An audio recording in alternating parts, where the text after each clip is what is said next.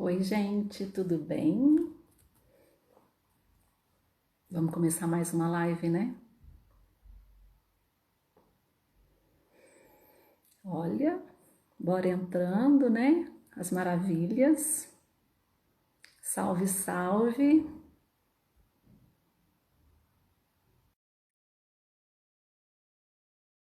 Olha, todo mundo chegando, bem-vindas e bem-vindos.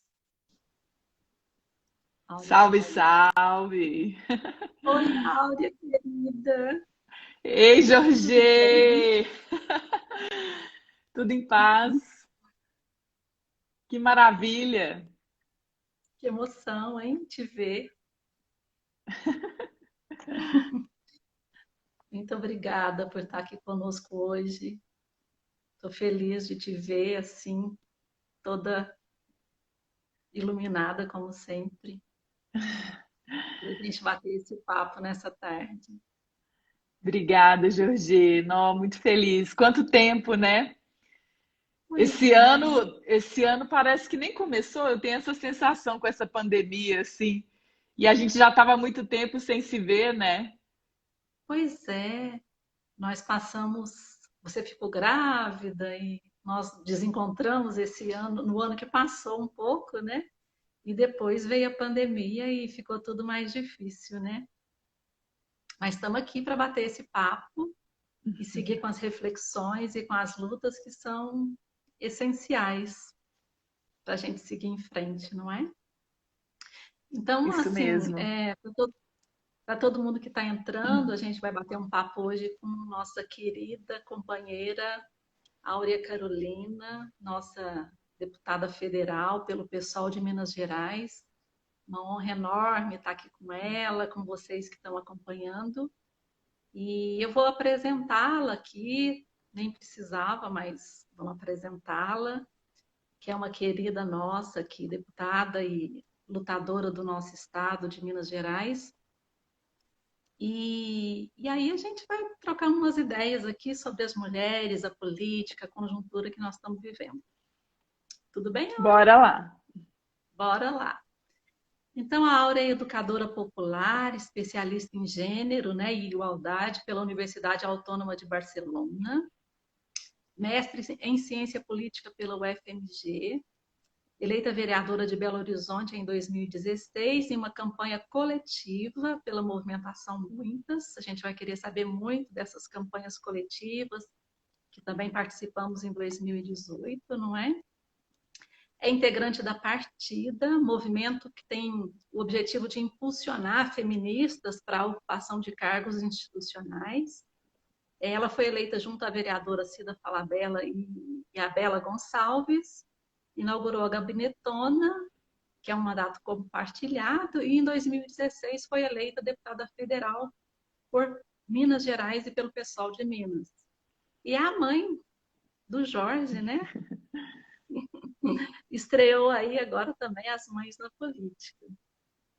Bem, eu queria começar com um textinho da Eliane Brum, que ela começa dizendo: Marielle presente, porque temos que continuar dizendo e repetindo, dia após dia, quem mandou matar Marielle e por que Marielle foi morta, que é nossa companheira, amiga de Áurea, né? Marielle encarnava toda a potência emergente das periferias que vão ao centro, que reivindicam seu lugar legítimo de centro.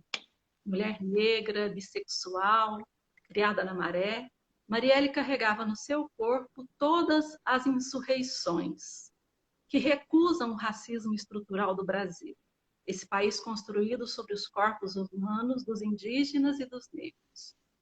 Esse Brasil que se construiu, portanto, como ruínas. Marielle, como Áurea, ousou ocupar o centro político como parlamentar do PSOL e foi executada a tiros em 18 de março de 2018. E até hoje, 843 dias depois, não temos o crime esclarecido, não temos o mandante. Quando o Brasil se torna cada dia mais autoritário, quando é governado por um déspota, que hoje povoam o planeta, quando a pandemia do Covid mata mais os negros e os indígenas, e ainda é mais urgente perguntar quem mandou matar Marielle e por quê. Áurea, com essa introdução da nossa querida Eliane Brum, eu te pergunto assim, se a política é um lugar para as mulheres, porque e como nós vivemos a política, como nós somos tratadas na política. Nossa, Jorge, Marielle presente, que ela nos guie, nos ajude nessa conversa e nessa caminhada. A política precisa ser um lugar das mulheres. Tem que ser, né? Mas não tem sido, porque historicamente o espaço público não foi concebido como um lugar de afirmação das mulheres na sua plenitude. E nós estamos no século XXI e até hoje existe uma pressão para nos empurrar para o confinamento, para o lugar do privado, para que as nossas questões não sejam tratadas pela sociedade e para que a gente não politize a nossa intimidade. E quando a gente faz um movimento de reconectar o público e o privado, de trazer a nossa subjetividade para a esfera pública e pautar a esfera pública a partir da nossa experiência, a gente dá uma sacudida nesse sistema patriarcal, racista, de privilégios econômicos para uma minoria. E a gente diz que a nossa vida tem que comparecer por inteiro na nossa participação política, né? Por isso que é tão sensível para nós tratar das questões de sexualidade, da maternidade, tratar das nossas relações de convivência, né? A gente traz tudo isso como matéria fundamental do nosso exercício de cidadania.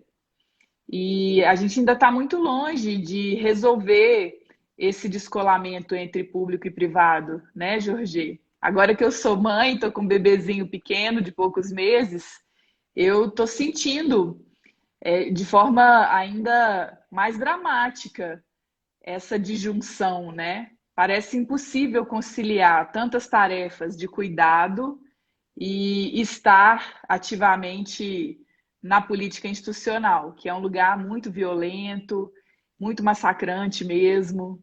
Por outro lado, se a gente não estiver lá e se a gente não continuar metendo o pé na porta, né, como é o lema do Ocupa Política, amor pela democracia e pé na porta, a gente tem que sair rompendo essas barreiras, não tem transformação possível. Então, apesar de todo o sacrifício, da dificuldade que é real, é uma jornada necessária e que pode ser amparada, né? Na luta, a gente pode se cuidar para minimizar os danos dessa empreitada toda, né? Para a política ser um exercício bonito, em que a gente cresce coletivamente, em que a gente aprende, né? E transforma integralmente a nossa existência. A gente verifica que muitas mulheres entram para a política, como foi a experiência da presidenta Dilma, nossa primeira mulher eleita presidenta do Brasil, e infelizmente deposta por golpe por um bando de homens, né, do Congresso Nacional, que você pode falar um pouco dessa composição para nós, de como tem vivido essa experiência, né, de ser um corpo que porque as elites elas recebem uma socialização desde a infância, os homens brancos, as crianças, já na infância para dizer, olha, você consegue, você pode, você vai ser médico, você vai liderar, você vai mandar, você. E as crianças pobres, negras, LGBTs, pretas da periferia, populares, elas não recebem essa socialização. Muito pelo contrário, né? Muitas vezes é dito que você não vai conseguir, pau que nasce torto morre torto, você é feio, você não consegue. Então, a gente já teve experiências de ver que mulheres começam na política e às vezes elas nem dão continuidade, né? Eu vejo muitas que não querem continuar, então é uma vez só, não quer reeleição. E porque porque eu lembro, inclusive, muito do Lula, da experiência dele, assim, que eu não conheço pessoalmente, mas a imagem dele sendo cuidado pela Marisa, quando ele estava com câncer, dela raspar o cabelo dele, dela cuidar dele, e ela, quando foi exercer o poder, ela não, pelo que a gente acompanhou também de longe, pelos estudos, ela não teve essa mesma guarida. Então, as mulheres, quando elas vão exercer as funções que não são historicamente estabelecidas para elas, mesmo para estudar, essa semana a gente fez uma live sobre educação, e muitas mulheres, quando elas vão estudar, elas são xingadas, elas sofrem muita violência, porque tem que ir para aquele lugar específico. É Então, demais, Jordi. queria que você falasse um pouquinho para nós de como é que você está vivendo isso, desse ambiente também. Sim. São muitas mensagens emitidas de que a gente não vai dar conta, de que a gente vai fracassar mesmo, de que esse lugar não é para nós, que é melhor a gente fazer outras coisas, né? É melhor a gente cumprir o nosso papel feminino, bem estereotipado. Mas, felizmente, existe uma força crescente das lutas feministas, antirracistas, dos povos e comunidades tradicionais, pelo bem viver, que contestam essa lógica e mostram na prática que outra política é possível a partir, principalmente, da chegada das mulheres, né? E eu tenho falado muito que nessa pandemia os cuidados voltaram para o centro das nossas urgências. Sempre foi assim, a reprodução da vida em todas as suas dimensões sem os cuidados. E os cuidados, desde o trato afetivo, né? Na convivência, até os cuidados de organização da casa, de preparar a comida, de cuidar da roupa, de tornar a nossa vida vivível. Mas na pandemia, isso vem com uma gravidade ainda maior, né? Porque é exatamente pelo colapso dos cuidados que a gente chegou nessa situação insuportável. Os cuidados com o meio ambiente, né? Esse esquema predatório de produção industrial de carne, do agronegócio, mineração, tudo isso está inclusive na gênese da atual pandemia da Covid-19, tem a ver com a emergência climática, tem a ver com o empobrecimento das imensas maiorias do globo inteiro, né? Todas as crises migratórias, refugiados, o problema da violência sistêmica, genocídio da população negra, etnocídio dos povos indígenas. A gente vai juntando tanta coisa, tanta violência, tanta falta de cuidado, que parece que a gente vai sucumbir. E, de fato, se não houver uma reversão, a nossa tendência é de colapso geral.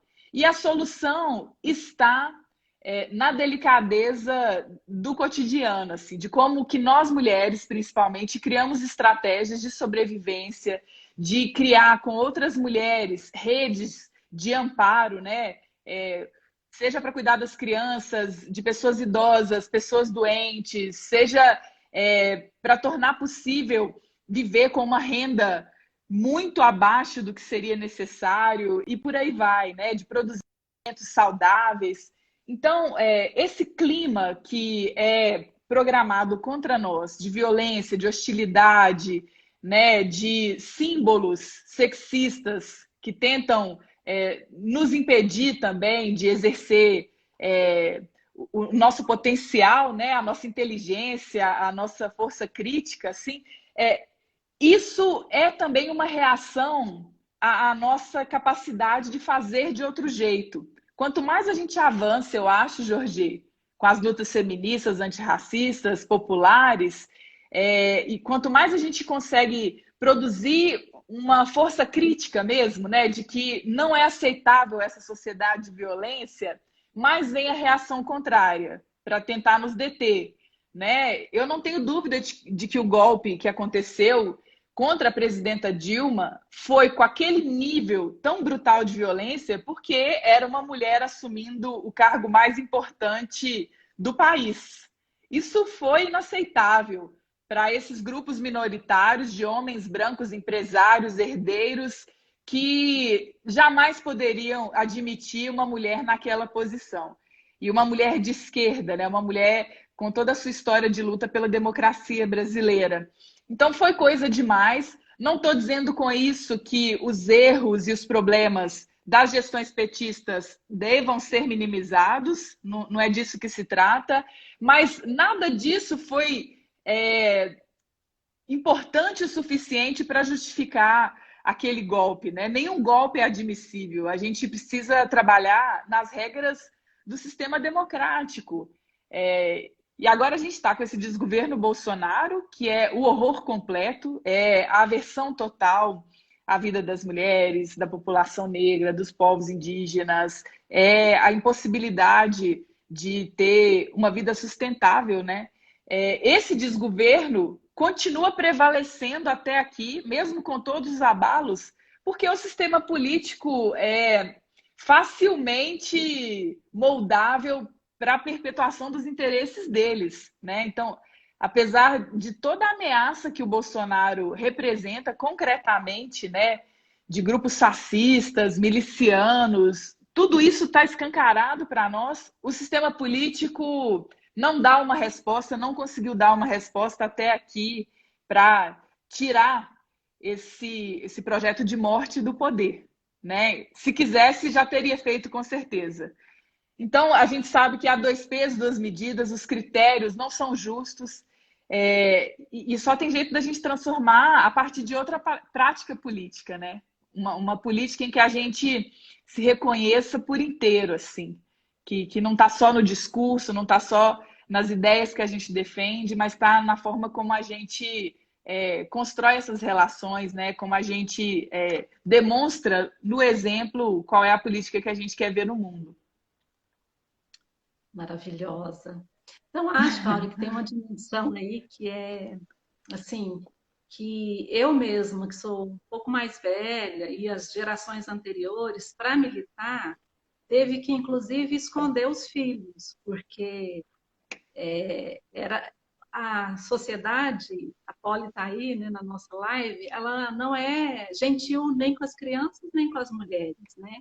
Então, a gente precisou assumir uma posição, muitas vezes, de ter que não mostrar os filhos porque os filhos eram incômodos para a sociedade. Então, para ser respeitada no movimento, você tinha que aparecer sem filhos. Eu acho que, no momento, a gente avança para exigir. A gente já sabia que o pessoal é político, que o que acontece na nossa vida privada tem interferências do público, mas eu acho que agora nós marcamos posição mesmo de não aceitar. Então, acho que isso é uma coisa legal para o momento que a gente pensar que tudo. E essa coisa do cuidado que você colocou, né? Em outras partes do mundo e aqui também, com a agroecologia, com as experiências quilombolas, com a cultura do bem viver, nós estamos afirmando essa necessidade de uma outra organização da sociedade, né? Que mesmo sem a pandemia, esse mundo que estava posto, ele já não era bom para as maiorias. Então, não vai passar nesse sentido assim, de que a pandemia precisa passar, né? Nós precisamos da vacina, tomara que ela venha tomara que ela venha. Mas talvez ela venha pela mão das mulheres, né? Porque tem muita cientista preocupada e atuante, né, nessa área. Mas não pode ser só um normal anterior, porque o normal anterior ele também era excludente, ele era ruim, e a dimensão do cuidado, que é essencial para a vida humana, ele não estava colocado na nossa agenda diária. Então, acho que é um bom momento para a gente pensar sobre isso também. Esse governo Bolsonaro, ele é um governo anti-povo, anti-ciência, anti-universidades, anti-servidores, ele é contra tudo que é bom e contra a vida das mulheres, né? Ele persegue as mulheres, persegue os direitos sociais, os direitos das maiorias. E os governos das mulheres têm sido melhores no mundo, né, Áurea? Parece que as mulheres têm conseguido apontar saídas mais efetivas.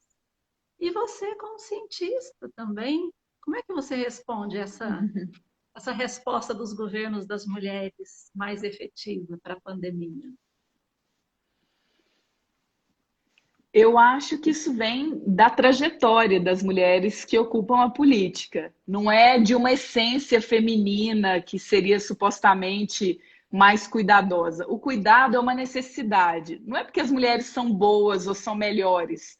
É porque isso foi relegado a nós como nossa responsabilidade primordial e nós aprendemos a tecer redes para tornar o cuidado uma economia do cotidiano. Então, quando as mulheres se prontificam a ocupar a política, geralmente trazem essas experiências, né? O fato de nós sofrermos violência pela nossa condição de gênero geralmente comparece na nossa atuação mais comprometida às recomendações da Organização Mundial de Saúde, dos sanitaristas, dos cientistas, por parte de mulheres e mulheres progressistas, significa que quando a gente diz que a representatividade importa, aí está a maior confirmação disso, né? A representatividade não é só ter o corpo de mulher para defender a luta das mulheres, né? Não basta pertencer a essa marca de gênero, ou de raça, ou qualquer outra que seja. Isso é importante, mas a gente tem que trazer junto o compromisso inabalável com a cidadania de todas as mulheres, né? Mulheres cisgênero, mulheres transgênero, mulheres quilombolas, mulheres indígenas, mulheres pobres, mulheres jovens e por aí vai. Mulheres com deficiência. E a gente está falando de serviços, de políticas públicas que precisam da retaguarda para proteção mínima da dignidade e da cidadania. Né? A gente fala dos serviços de saúde, de assistência social, de educação, que historicamente são tidos como temas de mulheres também, né? Já que os cuidados nos pertencem. E é curioso pensar nisso, Jorge, porque, de fato, assim, o pessoal é político, esse é um lema antigo da resistência feminista, mas ele está longe de ser óbvio, né? Eu, agora que me tornei mãe, percebi nessa experiência na Câmara dos Deputados como que para os homens é muito fácil apagar a sua realidade pessoal, né? O fato de que eles têm filhos, de que eles têm suas famílias, de que eles deveriam ter responsabilidade e presença com essas questões, né? E eu tive vários colegas da bancada de Minas Gerais que se tornaram pais no ano passado e mandavam foto no grupo da bancada de Minas, assim, olha, nasceu meu neném. E esse é o único momento em que isso vai aparecer publicamente, nunca mais, assim, porque para eles não faz diferença, não é cobrado que os homens tratem da sua paternidade, da sua relação familiar como questões públicas também, né? Já que interessa muito ocultar essa operação para que eles continuem caminhando livres, leves e soltos no sistema político, né? Sem nenhum tipo de amarra, vamos dizer assim. E para nós mulheres, não é uma questão de, assim, de obrigar a contar como que é a nossa vida particular, mas trazer isso para, de novo, olha, sem a reprodução dessas tarefas de cuidados, impossível a gente ter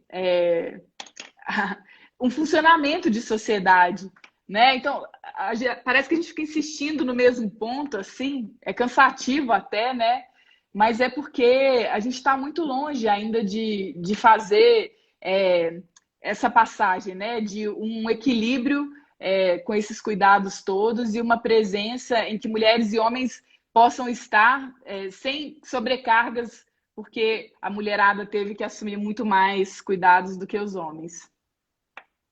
É verdade, Auri. E até na pandemia, a gente verifica que a solidariedade é toda organizada, quase toda, pelo menos o trabalho mais pesado, em cima das mulheres. Aqui em Uberlândia, nós temos experiências boas de cozinhas comunitárias, arrecadação de cestas básicas. As mulheres também estão na linha de frente da Covid, como enfermeiras, nos serviços de limpeza, que são tão essenciais e tão desvalorizados, né? Mas os homens lideram e as mulheres continuam cozinhando, trabalhando. Então, acho que esse é um elemento. E o outro elemento é, muitas vezes, nos obrigar a ter que escolher, né? Ou você tem uma vida pessoal, ou você tem uma vida pública. Eu mesma, quando fui candidata junto com você na eleição de 2018, as pessoas me falavam muito, você não vai dar conta. E como eu moro com os filhos, eles falavam, e é difícil mesmo, porque tem toda uma organização da casa, um abastecimento, que precisa de amparo, que normalmente os homens têm e as mulheres têm menos. Mas não só a parte do trabalho, que é difícil, mas as cobranças, a falta de encorajamento, e aí eu pude contar, como você também conta, com redes, né, de amizades, de solidariedade, que dão esse suporte, então essa aliança é muito essencial, mas aquela coisa de você não estar cumprindo o papel que era previsto, então há uma aposta de que você não vai dar conta. E de tanto dizerem que a gente não vai dar conta, a gente sente dúvida mesmo se a gente vai dar conta, porque se eu fizer isso e meu filho ficar doente, e se meus filhos jovens acontecer alguma coisa com eles, eles não forem bem, então tem uma carga a mais. As mulheres deviam fazer muito menos trabalho doméstico, porque, inclusive, discutimos isso essa semana, porque essa carga emocional, inclusive durante a pandemia, de preocupação, se vai entrar a doença, nós fomos muito mais socializadas para essa preocupação, então está muito mais pesado para nós também esse momento, porque tem uma dimensão de trabalho material, mas tem também uma dimensão emocional de sobrecarga com os cuidados, né, com os mais velhos, com as pessoas adoecidas. E a ausência de políticas públicas, né, com muita gente com ensino remoto, muitas professoras, muitas enfermeiras, muitas cuidadoras. É um momento muito difícil para nós também com a pandemia, né? Demais da conta. E pensar que apesar dessas dificuldades todas, é o que você disse, a gente está na linha de frente, né? Virando o impossível para que o sofrimento das pessoas seja minimizado mesmo, né? São as enfermeiras, são as cuidadoras de idosos, de pessoas com deficiência, são as trabalhadoras domésticas, né, Jorge? Trabalho doméstico não deveria ser serviço essencial durante a pandemia, não é serviço essencial, mas não é tratado assim ainda. E muitas trabalhadoras domésticas sendo constrangidas a se submeterem a situações em que elas são expostas ao risco de contágio pela Covid-19 e a outras violências, né? Trazer o caso do menino Miguel Otávio, que morreu em Recife há pouco mais de um mês. Ele foi com a mãe, que trabalhava na casa da patroa, que deixou o menino morrer, né? Quando deveria estar cuidando dele, foi negligente, abandonou o menino. E a mãe do Miguel, a dona Mirtes, o levou porque não tinha com quem deixá-lo. Não tinha creche, não tinha um serviço público que pudesse acolhê-lo naquele momento. Então, mais uma vez, assim, aí se juntam essas marcações que são indissociáveis, de gênero, raça, classe, território, e a gente vai vendo os agravantes da pobreza, né, das desigualdades. E se o Miguel tivesse toda essa rede de proteção, que é de responsabilidade do Estado e da sociedade, a sua mãe não precisaria levá-lo e ele estaria vivo aí hoje, né? Então, o genocídio que é acirrado na pandemia é também dessa falta de um compromisso humano, né? Um compromisso com a dignidade, com a existência de todas as pessoas.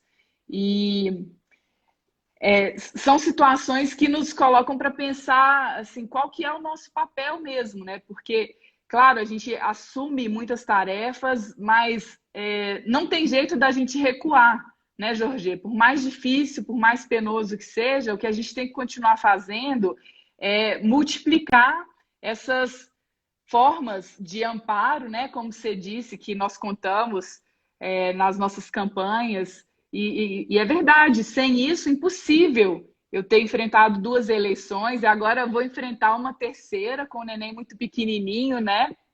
Você vai enfrentar uma nova eleição como pré-candidata a vereadora em Uberlândia. A gente só vai porque nós temos um compromisso coletivo, né, para assumir essa parada. Não é porque a gente acha que é maravilhoso, nossa, que lindo, acordei com vontade de ser candidata. Não, é por uma necessidade urgentíssima e também por um senso de responsabilidade que nós temos, né? E a gente sabe que se a gente não se prontificar, muito mais distante vai ficando essa transformação que a gente quer ver. E a gente quer ver para ontem. Né? Então, faz diferença a gente ocupar os espaços. Por mais difícil que seja, lá dentro a gente consegue vocalizar as nossas lutas, a gente consegue destinar recursos que o sistema político controla de volta para as nossas comunidades, mesmo com toda a precariedade e a limitação que nós temos nessa chegada institucional.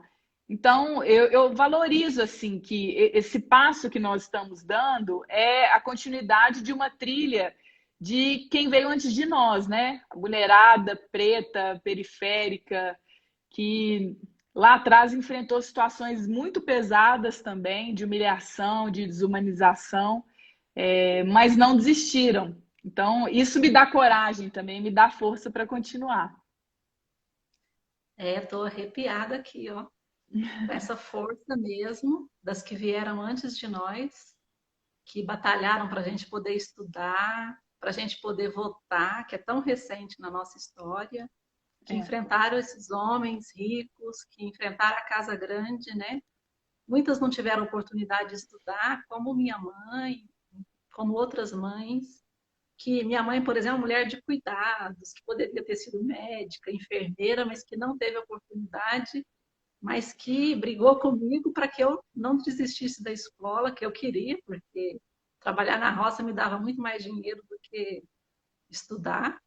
E ela não deixou, então nós temos que reverenciar minha mãe, a sua e todas que vieram e que fizeram essa frente e nos seguraram para a gente chegar até aqui.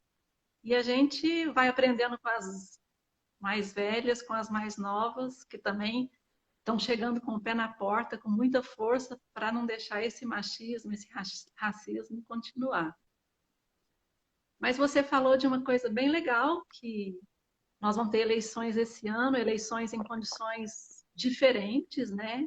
Num contexto mais desconhecido para nós, que é um contexto de pandemia, de muita coisa online, de ameaça autoritária, de neofascismo.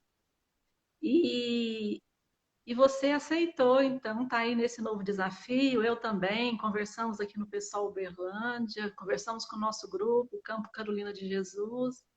E aqui nós consideramos que para o pessoal ocupar pela primeira vez uma vaga na Câmara Municipal, era importante que eu fosse candidata a vereadora. Então, me coloquei também para cumprir essa tarefa de ser candidata a vereadora, numa campanha coletiva, junto com várias companheiras, vários companheiros do campo da cidade, negros e negras, LGBTs, e vamos fazer uma chapa bonita aí, uma campanha bonita. Já aproveitamos para pedir seu apoio, só para dar aquela força, que a gente já sabe que vai ter.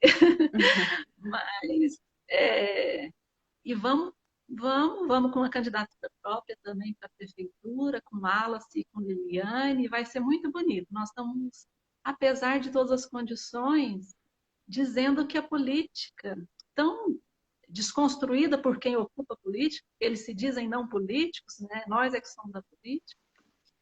E eu queria que você falasse mais dos desafios dessa eleição para o campo progressista e como é que foi essa história de você ser pré-candidata a prefeita de Belo Horizonte. Belo Horizonte merece você, mas conta para nós por que que você topou.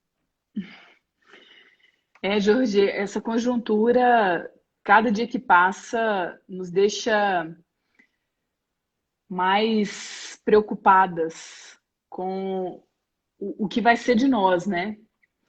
Porque a gente vê uma chegada muito forte de grupos de ódio, de grupos que são autoritários mesmo na cena pública e alcançando uma presença institucional que retira de nós capacidade de efetivação de direitos, né? Eles ocupam da forma violenta o sistema político para destruir as instituições democráticas, uma corrosão por dentro e por fora também, no imaginário social, na degradação das relações, né, na proliferação da violência como a linguagem política por excelência deles, né?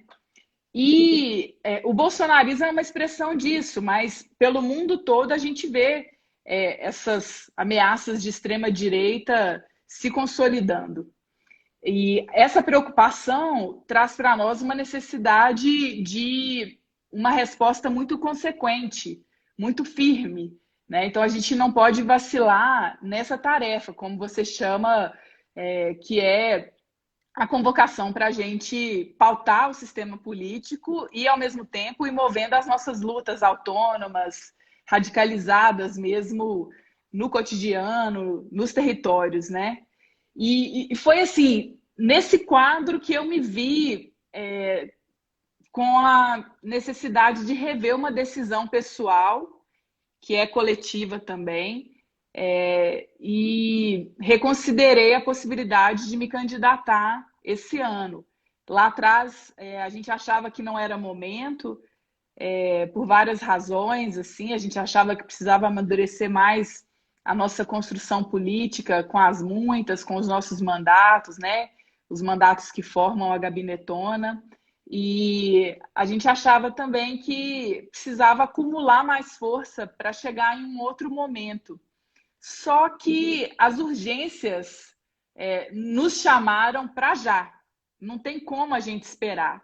E passando os primeiros meses que o Jorginho nasceu, né, meu pequenininho, eu aqui em casa, refletindo nessa pandemia, me senti mobilizada para dar uma contribuição, sabendo que é difícil, é um sacrifício nesse momento, mas eu entendi, conversando com várias parceiras, que essa entrega que a gente pode fazer é muito maior do que o que vai significar de sacrifício e de luta pesada para nós, assim, né? Então, como uma possibilidade de sonho, de fazer um contraponto efetivo ao bolsonarismo na nossa cidade, e eu acho que é assim também que se inspira a sua candidatura, né? A sua pré-candidatura aí em Uberlândia, assim, toda a força que está com a gente no PSOL, com os movimentos sociais, traz essa preocupação como acho que a gente tem uma realidade específica também que, com a gestão,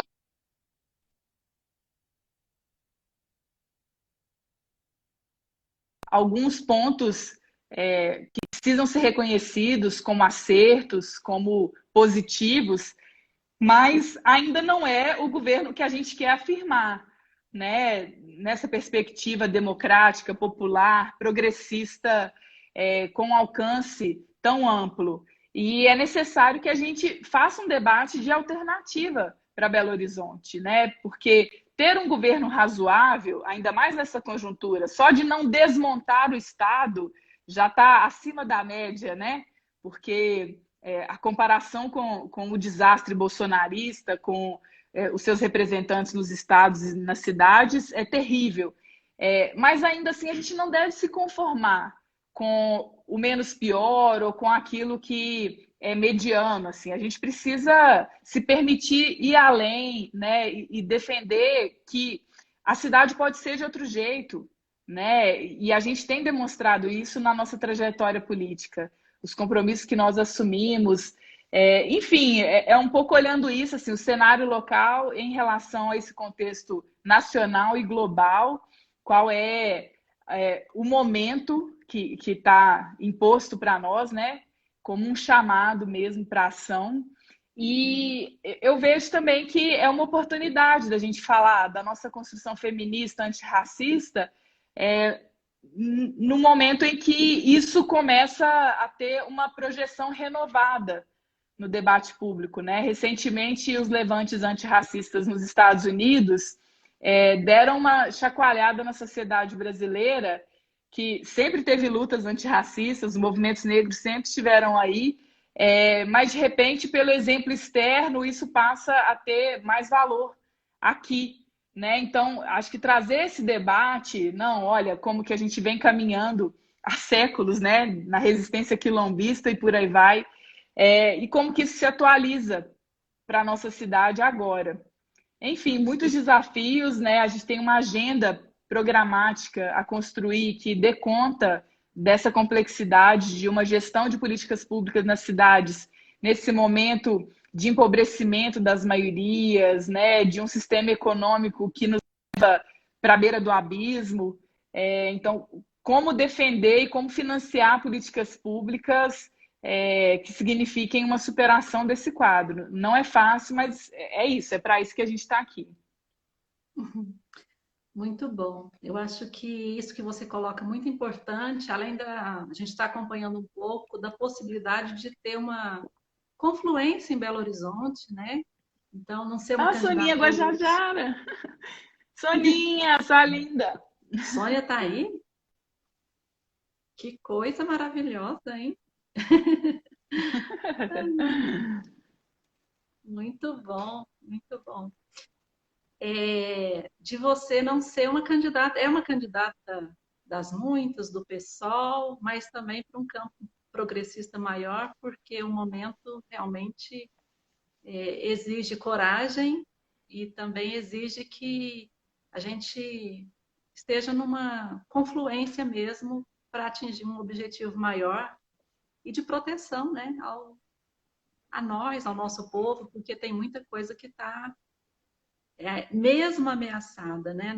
A gente já falava há muitos anos que a gente vinha com ameaças, mas no momento são ameaças muito próximas, muito perigosas. Então, Belo Horizonte Demais. merece, Áurea, e nós daqui também estamos torcendo. Sou suplenta, né? Estou preparada Isso. para ocupar também, preparada para dar continuidade, se for o caso, porque a gente fez uma campanha muito bonita. Hoje eu estava relembrando dos nossos panfletinhos, né? Até fiz um postzinho, né, de outra política é possível, que vinha lá. Aqui começou pelo Rafa, né? Mas era por aqui que nós íamos começar com Áurea, Leandrinha, Jorgetânia e o Bruno e a Sandra, né? Que foi muito legal. Foi muito E legal. essas campanhas são inspiradoras, né? Tá aí o mundo todo querendo também pensar dessa forma.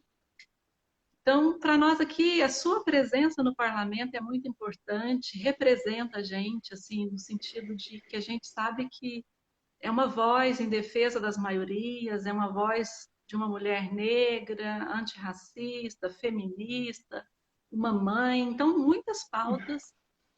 E aqui a gente tem uma, uma no público que está acompanhando a gente, mas não só, uma atuação. Eu sou professora da UF e nós, da educação, nós estamos muito sofridos, muito angustiados, porque o ensino remoto que tem sido imposto pelo governo do estado, pelo governo municipal, ele precariza, ele adoece, ele é excludente.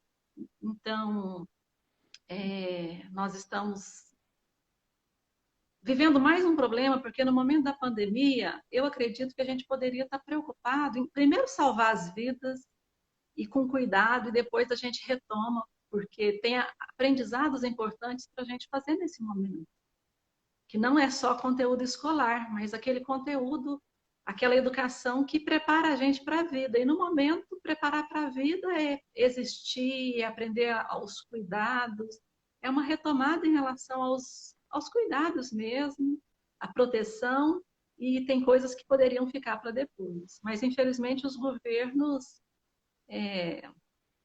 não têm essa mesma posição, né? E nós temos a má sorte, né? Porque a pandemia é mundial, mas o Bolsonaro é brasileiro, né? O Zema é brasileiro, o Adelma é de Uberlândia. Então, nós estamos muito preocupados também, já foi imposto o ensino remoto no Estado, mas nós estamos muito preocupados agora também com o ensino superior, que é onde eu atuo, e muitas colegas que estão acompanhando, porque a gente preocupa se esse modelo também vem para ficar, porque é um projeto das elites de desfazer aquilo que foi conquista, que é a universidade pública.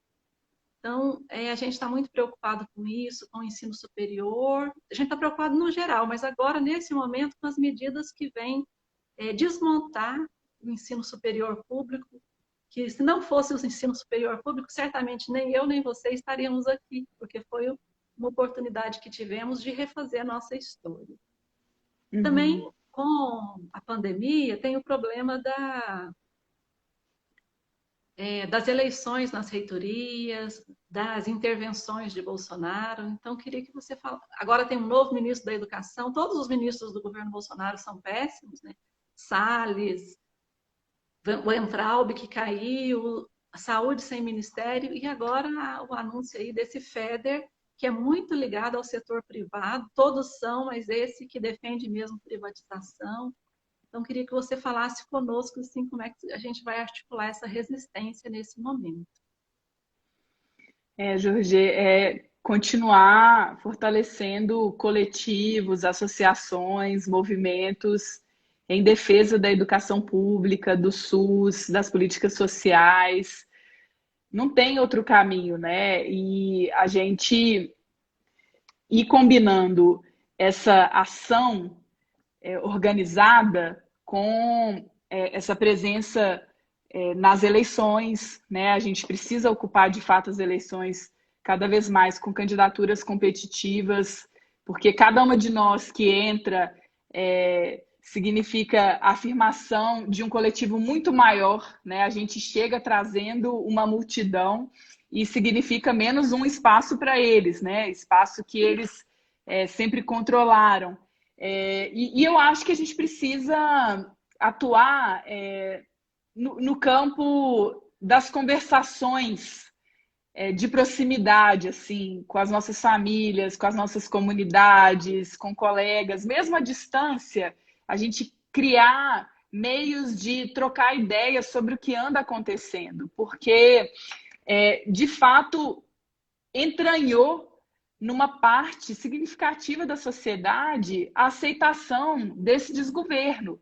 E aconteça o que acontecer, ele tem conseguido preservar uma base que tem ficado ali entre 25% e 30%, né? Então, esse bolsonarismo que é movido do coração da sociedade, para mim, é muito preocupante, assim. E eu me lembro que em 2018 a gente teve uma estratégia no segundo turno de vira-voto que foi muito bonita, né? Que a gente se colocou à disposição dessas conversas, de ir com o coração aberto, desarmado, para ouvir, acolher e colocar em perspectiva essa reflexão sobre o nosso país, né? Sobre a política e o que representa esse projeto de morte do Bolsonaro.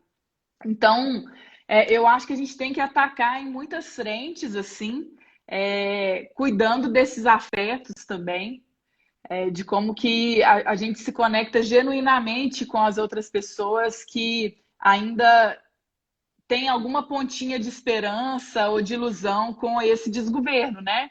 Eu acho assustador, assim, que no meio disso tudo, ainda, por exemplo, a Câmara Municipal de Belo Horizonte, um grupo de vereadores quis fazer uma moção de louvor para o Bolsonaro sobre a atuação dele na pandemia.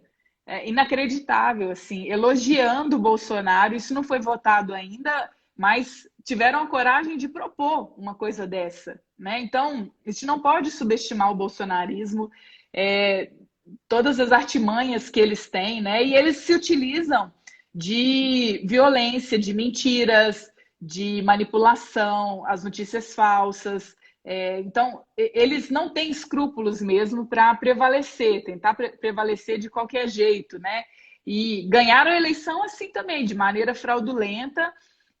Até hoje o TSE não analisou completamente essas denúncias, porque isso teria que levar a cassação da chapa, do Bolsonaro e do Mourão. Então, assim, a gente tem que pressionar de todos os jeitos. Tem que cobrar a resposta das instituições, o TSE, a Câmara dos Deputados, o STF, todos têm um papel que não está sendo resguardado nesse momento, né? Então, essa demora em agir também é uma omissão, é, é, um, é uma forma de permitir que continue o desmando. E a gente tem que agir nessa esfera mais sutil mesmo, né? Do diálogo, da interação com as outras pessoas, num espírito pedagógico, assim, né? Da gente ir criando outras representações sobre a política e entender que não tem salvador da pátria. Muitas pessoas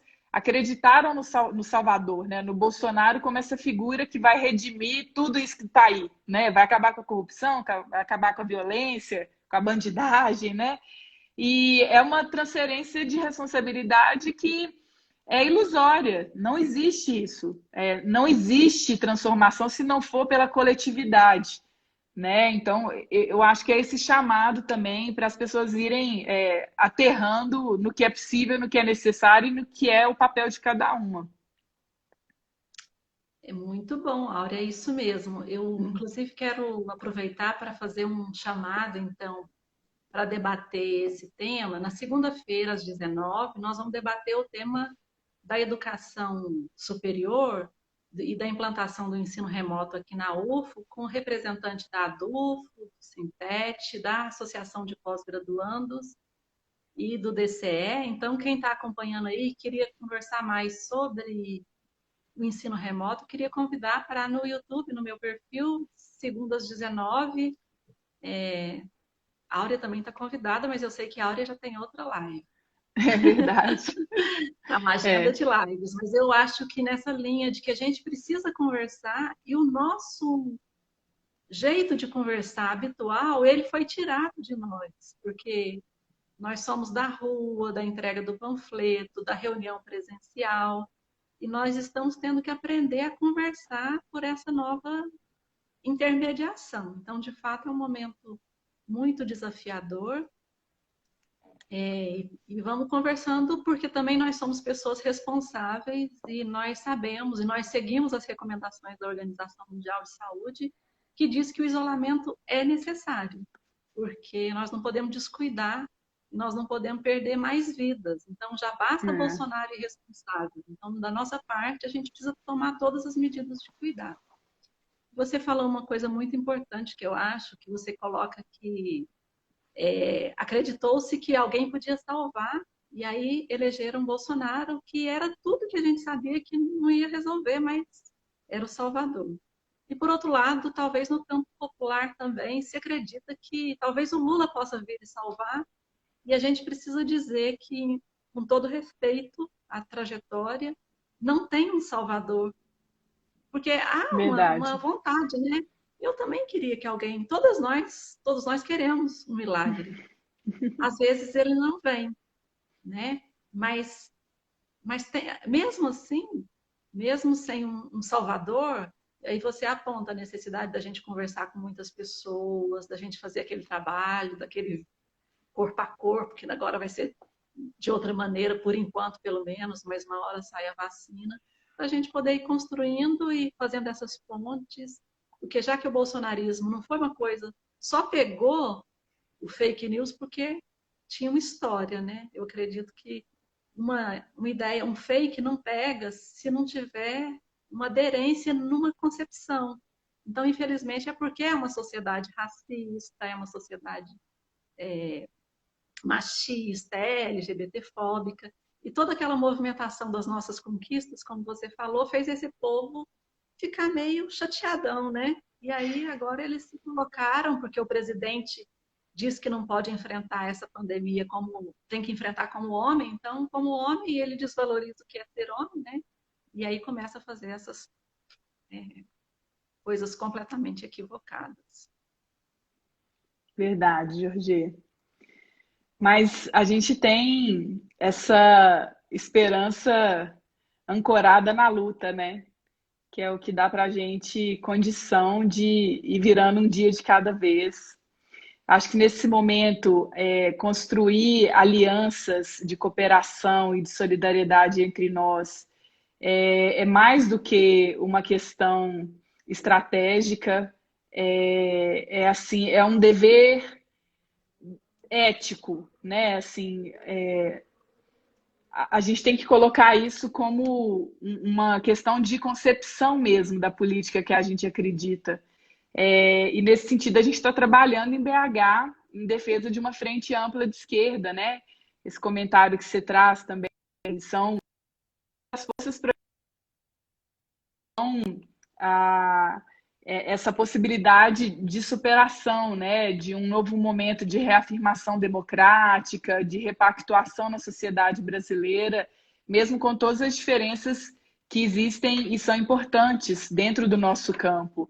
E com essa lucidez de que não tem uma força salvadora, né? A figura mítica que o Lula acaba encarnando também, isso precisa ser tratado com muita seriedade, assim, né? O momento pede para nós um chamamento de responsabilidade de todo mundo, e cada um na medida da sua capacidade, né? Enfim, pensando que a gente vai precisar fazer esse exercício de conexão, né? De generosidade, principalmente. Áurea, tem muita gente conosco ainda, pessoas que amamos. Saudades demais de muita gente, de Sônia Guajajara, de vir aqui. Eu tenho orgulho de ter passado a blusa da Sônia Guajajara. Já imaginou? Que luxo! Que coisa linda! E, e muita gente mandando mensagens maravilhosas. Estamos aí com a Delcimar falando que ela estava desencorajada para ser candidata, mas que nessa live ela se reanima. Então, acho que é muito importante que a gente se encontre e fique emocionada da gente poder conversar e poder juntas, aliadas e animando mais gente, porque apesar das dificuldades, nós precisamos afirmar que precisamos ocupar a política com os nossos corpos e com outra política, porque eles querem dizer que não tem jeito e a gente vai dizer que tem que ser uma outra política para as maiorias. Então, estou muito feliz, tem muita gente aí amada comentando, dando força. E o tempo dessa live, ela está acabando, eu acho. Não sei, você deve ter novos compromissos em breve, né? E aí eu quero colocar para você ficar à vontade, se você faz uma conclusão ou se a gente volta. Você quem sabe aí das demandas. Vamos concluindo, sim. Te agradecer demais, Jorge. Muito amparo, né? Esse encorajamento que a gente consegue trazer aqui é porque a gente já viveu e sabe que é possível, né? Apesar de tudo, fazer uma história muito bonita, né? Uma história em que a gente se sente feliz e realizada, né? A gente encontra na política também um lugar de amor, né? Um lugar de possibilidades.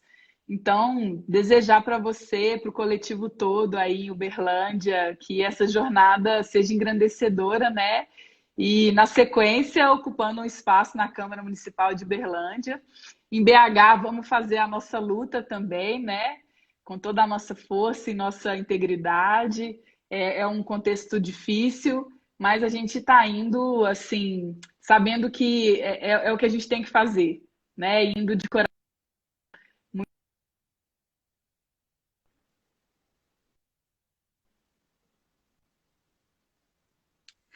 Então, Áurea, quero agradecer muito você por esse encontro,